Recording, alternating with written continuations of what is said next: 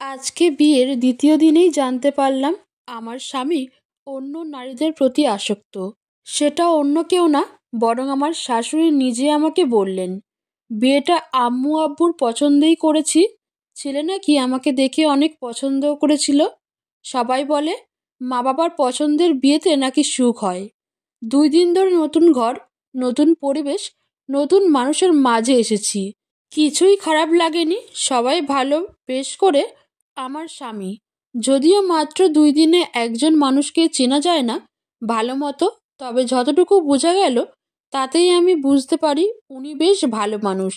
বিয়ের কথা যখন চলছিল তখন আম্মু চাচিরা সবাই বলেছিল ছেলে যেহেতু আর্মি অফিসার তাহলে নিশ্চয়ই রাগ একটু বেশি হবে।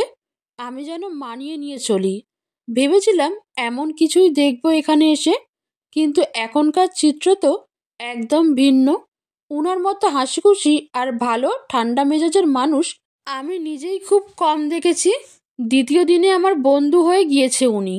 কেমন যেন একটা ঘোর কাজ করছে, এইসব বিশ্বাস করতে ইচ্ছা করছে না আমার একদমই। আমি উনার স্ত্রী হওয়া সত্ত্বেও উনি এখনো পর্যন্ত আমাকে স্পর্শ করেননি। আমার পুরোপুরি মনে আছে, ফুলশয্যার সময়ে আমার ঘোমটা তোলার পর তিনি সুন্দর একটা হাসি দিয়ে বলেছিলেন, আপনি আমার বন্ধু হবেন। আমি তখন কিছু বলিনি, তার দিকে তাকিয়েছিলাম। তিনি আবারও বললেন, একটা সম্পর্ক শুরু করার আগে দুইজন মানুষের দুজনকে জানা খুব বেশি প্রয়োজন, এবং একজন মানুষকে চেনার জন্য, বোঝার জন্য বন্ধু হওয়া আরও আগে প্রয়োজন। আমাদের বিয়েটা পারিবারিকভাবে হলেও আপনাকে আমি আর আমাকে আপনি গ্রহণ করার আগে আমি আমাদের মধ্যে একটা মধুর সম্পর্ক গড়ে তুলতে চাই। সে রাতে আমরা যেন অনেক বেশি ভালো বন্ধু হয়ে যাই। আমার মধ্যে কিছুটা জড়তা কাজ করলেও উনি আমাকে খুব বেশি স্বাভাবিক করার চেষ্টা করেন সব সময়। এইসব দেখার পরে একদম যেন মেনে নিতে পারছি না মায়ের কথাগুলো। মাকে কি যে বলবো তাই বুঝে পাচ্ছি না। এমন সময়, রুহি, রুহি, কোথায় তুমি? শাশুড়ি আম্মা কল দিয়েছেন আমার। আর তুমি তোমার শাশুড়ির সাথে আড্ডা দিচ্ছ? এই নাও কথা বলো। দাও। হ্যাঁ, ফোনটা আমাকে ইরাত এনে দিয়েছে। এখন উনি আমার স্বামী। ইরাত ফোন দেওয়ার পরে মা চলে গেলেন। আমার আম্মু ফোন দিয়েছে জিজ্ঞেস করতে কেমন আছি, নতুন পরিবেশে কি করছি, এসবের জন্য। কি থেকে কি বললাম ঠিক বুঝতে পারলাম না নিজেই, কারণ আমার মাথায় সব রেখে একটা জিনিসই ঘুরছে। আমার শাশুড়ি কেন এই কথা বলল তার নিজের ছেলেকে নিয়ে? একটু সময় করে মায়ের সাথে ঠিকমতো কথা বলতে হবে। কোনো মতে আম্মুর সাথে কথা শেষ করলাম এসব ভাবতে ভাবতে। এখন মায়ের কাছে যে পুরো কথাটা জানা লাগবে। মায়ের কাছে যেই যাব অমনি পেছন থেকে ইরাদ আমার হাত ধরল। হাতটা ধরে নিজের দিকে আস্তে করে টান দিল। ইরাদের চেহারা অনেক বেশি সুন্দর আর খুব বেশি নিষ্পাপ। কেমন যেন একটা মায়া লাগে তার দিকে তাকালেই। সে আমার দিকে তাকিয়ে হাসছে দেখে কে বলবে যে এই লোকের অন্য কোনো নারীদের প্রতি বাজে আসক্তি থাকতে পারে? কেমন যেন একটা অনুভূতি কাজ করছে। আসল কথা হলো, তার ছবি যখন প্রথম আমি দেখেছিলাম সেদিনই তার প্রতি ভালো লাগা শুরু হয়ে গিয়েছিল। বিয়ের এই 2 দিনেই আমি তাকে অনেক বেশি ভালোবাসতে শুরু করেছি। তাই তার দিকে তাকিয়ে যেমন একটা মায়া কাজ করছে, তেমনি বুকের ভেতর একটা ব্যথা কাজ করছে। যেই মানুষকে আমি এত ভালোবেসে ফেললাম সে কি ভুল মানুষ নয় তো? ঘোর ভাঙল ইরাদের কথাতে। ইরাদ, কোথায় যাচ্ছ রুহি? তোমার জন্য একটা সারপ্রাইজ আছে। রুহি, মায়ের সাথে একটু কথা বলতে যাচ্ছি। এটা বলার সাথে সাথেই ইরাদের মুখটা একদম শুকিয়ে গেল। আমি সেদিকে খেয়াল না করে তাকে আবারও বললাম, আমি একটু কথা বলে তারপর আসছি। রুহি, দাঁড়াও। জি বলুন। তোমাকে একটা কথা বলা হয়নি। বিয়ের 2 দিন হয়ে গেল, তাই ভাবছি আজ বলে দিই। আমরা কিন্তু কাল সকালে আমাদের নতুন বাসায় চলে যাব। নতুন বাসা বলতে? আমি ঠিক বুঝলাম না। মানে হচ্ছে এ পরিবারের তো সবাই জয়েন্ট ফ্যামিলি, আমরা সবার সাথে থাকবো না, আমরা আলাদা থাকবো। কিন্তু আলাদা কেন থাকবো? ও মা, এ কি? একালের মেয়ে হয়ে তুমি এই কথা কি বলছো? এখন তো সবাই আলাদা থাকতে চায়। শ্বশুর শাশুড়ির সাথে থাকা মানেই তো ঝামেলা, মেয়েদের ধারণা এটা। কিন্তু আমি মোটেও এরকম ভাবি না। আমার সবার সঙ্গে থাকতে ভালো লাগে। আর আপনার পরিবারের সবাই অনেক ভালো, আমার তাদের সবাইকে ভালো লাগে। এই জন্য আমি তাদের সাথে থাকতে চাই। আচ্ছা ঠিক আছে, আমি বুঝলাম, কিন্তু তারপরও আমাদের আলাদা থাকতেই হবে। এটাই ফাইনাল। তুমি প্লিজ তোমার ব্যাগগুলো আনপ্যাক করো না। আমিও আমার ব্যাগ গুছিয়ে নিয়েছি।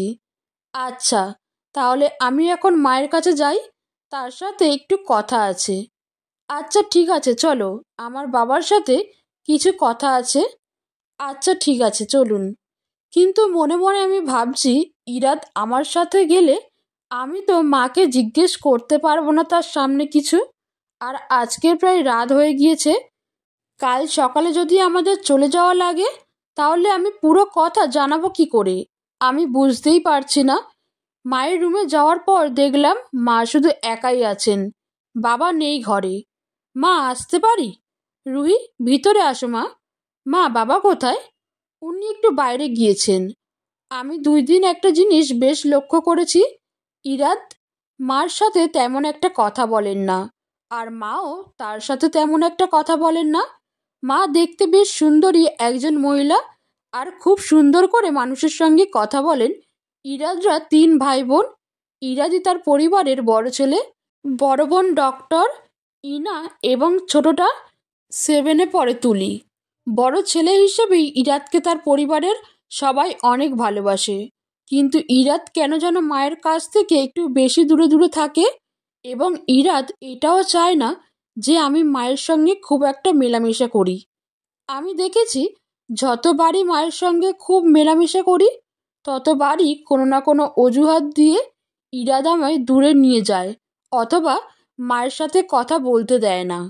তাদের দুজনের মধ্যে কি কোনো সমস্যা, নাকি ইরাদ সত্যি এটা আমায় জানাতে দিবেন না? মূলত এটা লুকানোর জন্যই ইরাদ এমন করে। আমি আসলে কিছু বুঝতে পারছি না, তবে সত্যিটা আমার বের করতেই হবে। আমি এজন্যই ইরাদকে বললাম, বাবা তো বাইরে আছেন, আপনি ঘরে যেয়ে বসুন। বাবা যখন আসবেন তখন আমি আপনাকে ডাক দিব বাবার সঙ্গে কথা বলার জন্য। সে আমার কথা মতো বলল, আচ্ছা ঠিক আছে, তবে তুমি তাড়াতাড়ি চলে এসো। জি ঠিক আছে। ইরাদ যাওয়ার পর আমি মাকে বললাম, মা, আপনার সঙ্গে আমার কিছু কথা আছে। আমি বুঝতে পেরেছি তুমি কি বলবে। হ্যাঁ বৌমা, ইরাদের চরিত্র খারাপ, ওর মদের নেশা আছে, এবং মা হয়ে কথাটা বলতে আমার খুবই লজ্জা করছে। কিন্তু ও এক এক দিন এক এক নারীর কাছে যায়। ওর স্বভাবের জন্য আমরা অনেক অপমানিত হয়েছিলাম।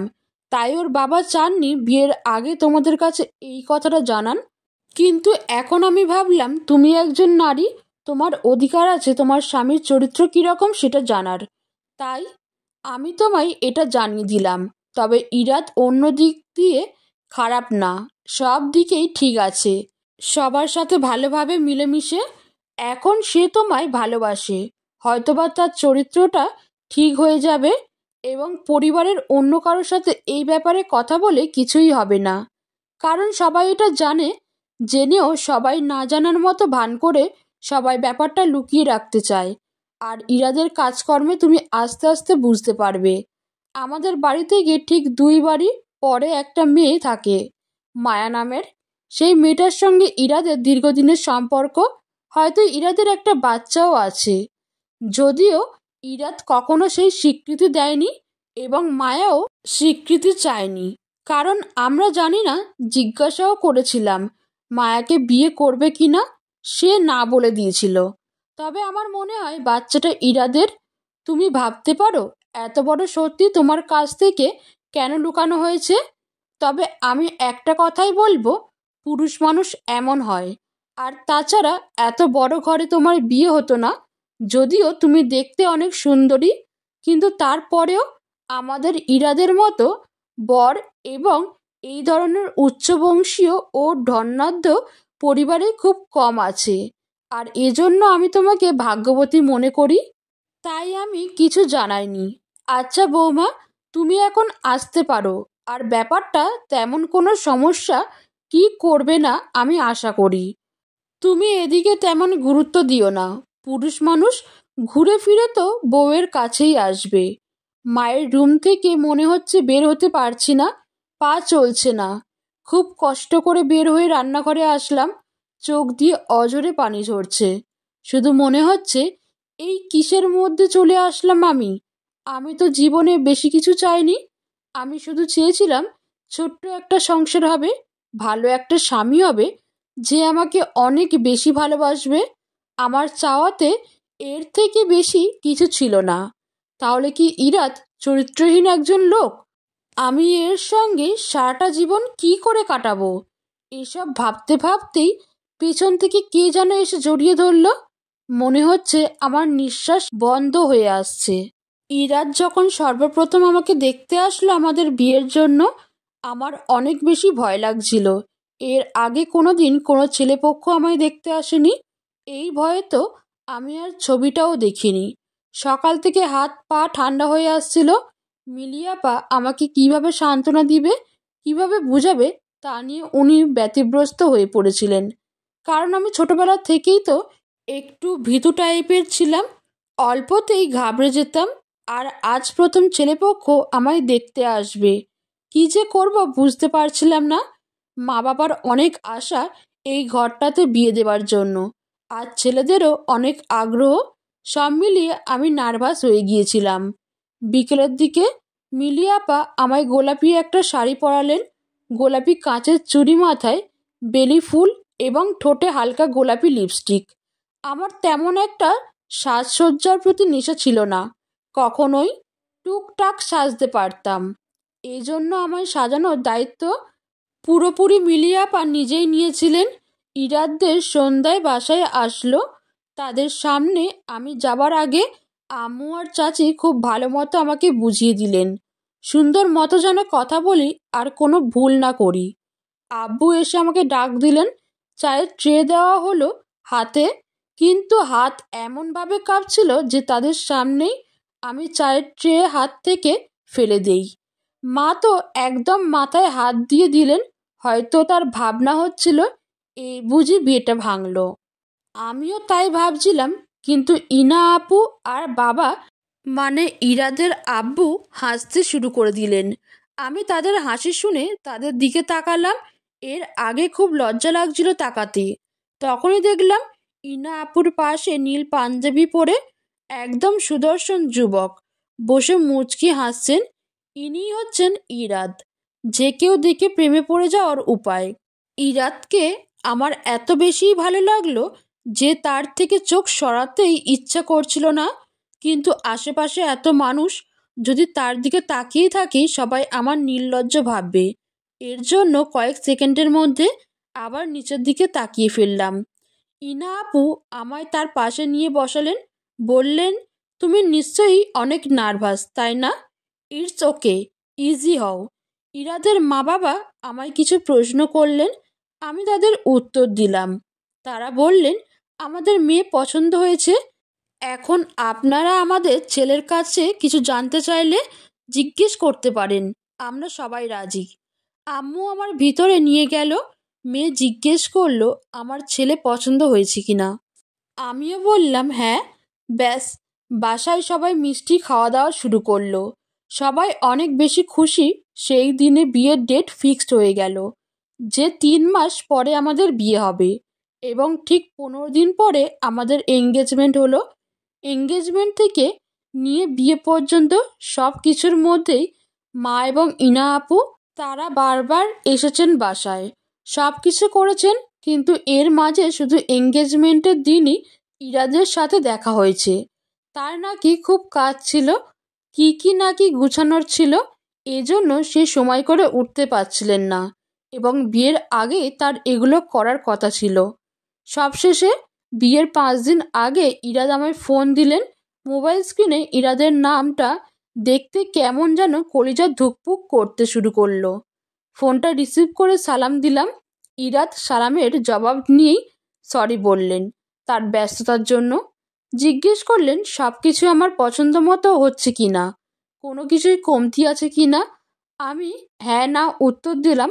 কেমন যেন লাগছিল, কিন্তু খুব বেশি ফ্রেন্ডলি বিহেভ করলেন উনি। খুব ভালো লেগেছিল যে মানুষটা যেরকম সুন্দর তার মনটাও ঠিক তেমনই সুন্দর। দেখতে দেখতে বিয়ে হলো, নতুন ঘর, নতুন পরিবেশ, নতুন সংসারে আসলাম। আমাদের বাসর রাতটা ছিল আমাদের বন্ধু হওয়ার রাত। এক রাতেই ইরাত আমার খুব কাছে আর বিশ্বস্ত একজন বন্ধু হয়ে গেল। পরদিন সকালে ঘুম থেকে উঠে আমি গোসল করে ইরাতকে ডাক দিলাম। দুজনে নামাজ পড়ে নিলাম। তারপরে ইরাত আবার ঘুমিয়ে পড়ল আর আমি ব্যস্ত হয়ে গেলাম শাড়ি পরতে। কিন্তু বিপত্তি তখনই ঘটল যখন পুরো 1 ঘন্টা লাগিয়ে শাড়ি পরার পরে দেখলাম আমি উল্টো শাড়ি পরেছি। দেখি আমি আয়নায় দাঁড়িয়ে আমার দেখছি, আর ইরাত পিছন থেকে দাঁড়িয়ে দাঁড়িয়ে হাসছে। আমি জিজ্ঞেস করলাম, হাসছো কেন? ইরাত বলল, তুমি ঠিকমতো শাড়ি পরতে পেরেছো? আমি বললাম, হ্যাঁ দেখো না কত সুন্দর শাড়িটা পরেছি।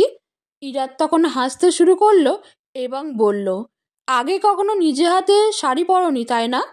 আমি বললাম, সবসময় মিলিয়ে আপা আমায় রেডি করে দিত কোনো প্রোগ্রামে গেলে। আজকে তো শাড়ি পরা লাগবে, তাই নিজে প্রথমে চেষ্টা করলাম। এর আগে কখনো নিজে হাতে শাড়ি পরিনি। ইরাত বলল, আচ্ছা ঠিক আছে, সমস্যা নেই। ইনার শাড়ি পরার সময় অনেক দিন আমার কাছে হেল্প নিয়েছে। ওর শাড়ি পরা দেখতে দেখতে আমি নিজেই এখন বুঝি শাড়ি কিভাবে পরতে হয়। তুমি আমার কাছে আসো, আমি তোমায় পরিয়ে দিচ্ছি।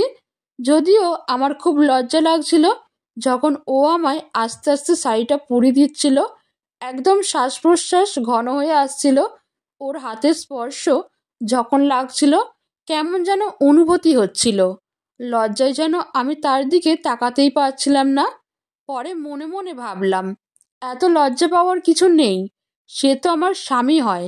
নিজের মনকে লজ্জা থেকে বাঁচানোর একটা বৃথা চেষ্টাই করছিলাম আর কি। শাড়ি পরানোর সময় আমি এক নজর ইরাতকে দেখছিলাম আর ভাবছিলাম, কিভাবে এত তাড়াতাড়ি একটা মানুষের প্রেমে পড়ে গেলাম। আল্লাহ পাক আমায় কত সৌভাগ্যশীল করেছেন যে এত সুন্দর এবং ভালো মনের একটা বউ পেয়েছি। শাড়ি পরানো শেষ করার পর ইরাত নিজে হাতে আমায় সাজিয়ে দিলেন। যদিও বিয়ের 3 মাসে আমি সাজ শেখার জন্য পার্লারে একটা কোর্স করে নিয়েছিলাম, কিন্তু দেখলাম আমি কোর্স করলেই ইরাত একজন পুরুষ মানুষ হয়েও অনেক সুন্দর কালার কন্ট্রাস্ট করতে পারেন এবং সুন্দর মেকআপ আইডিয়া আছে। তারপর কি যে সুন্দর বিয়ের 2টা দিন কাটলো, তা আসলে কাউকে বলে বোঝানোর না। কিন্তু যখনই কয়েক ঘন্টা আগের কথাগুলো মনে করি, নিঃশ্বাস বন্ধ হয়ে আসছে। পিছন ফিরে দেখলাম মিলি আপু আমায় জড়িয়ে ধরে আছে। মা বাবা আর আম্মু আব্বু সবাই নাকি ড্রয়িং রুমে বসে আছে। কাল যেহেতু আমি নতুন বাসায় চলে যাব, তাই এই বাসা থেকে বিদায় দেওয়ার জন্য আম্মু আব্বু এসেছেন এবং মা বাবার নাকি কি যেন কথা আছে তাদের সাথে। আমার কোনো খুশিতেই আসলে খুশি লাগছে না।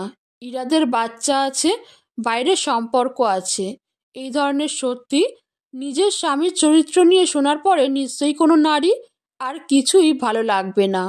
তাই আমি ভাবলাম বাসা থেকে আজকের আম্মু আব্বু মিলি আপা সবাই যাওয়ার পর ইরাদের সাথে আমি এই ব্যাপারটা আলাপ করব।